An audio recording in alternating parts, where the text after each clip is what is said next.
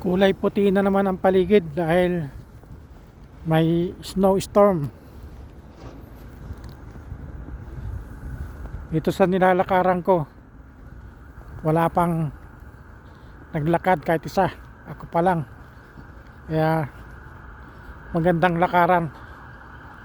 Ramdam na ramdam mo yung lambot ng snow. Malambot kasi dahil ngayon pa lang siya pumatak. Pero paglipas nito ng 2 days, 3 days, matigas na, parang yelo.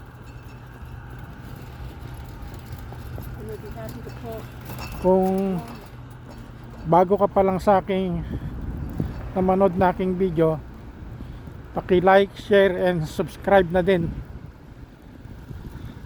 Ang pag-uusapan natin ngayon tungkol sa chacha o charter change. Dahil sa yan ang mainit na topic ngayon sa Pilipinas, tungkol sa pati na rin tungkol sa kanya-kanyang patot sa dahan ng magkabilang panig, ang mga senador at ang mga congressman, na sabi ng isang senador na inaapura daw sila ng mga congressman, at mayroon pa nagsabing parang binubuli daw sila.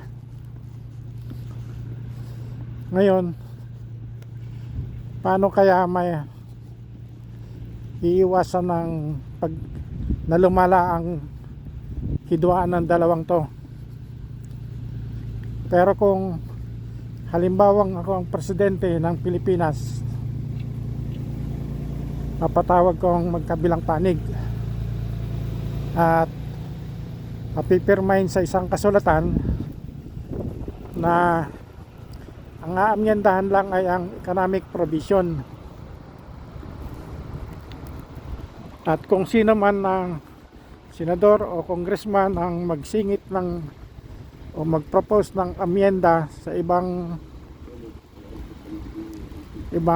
paksa, ang magiging parusa ay hindi na siya makakatakbo sa anumang public posisyon,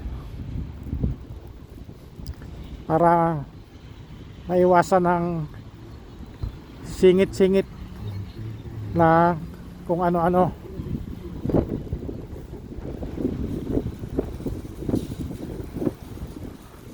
Yun ay kung ako ang presidente. Pero kung ikaw ang presidente ng Pilipinas, anong gagawin mo? Paki sulat na lang ang comment sa comment section para mabasa natin. Ito lamang at magandang hapon sa inyong lahat.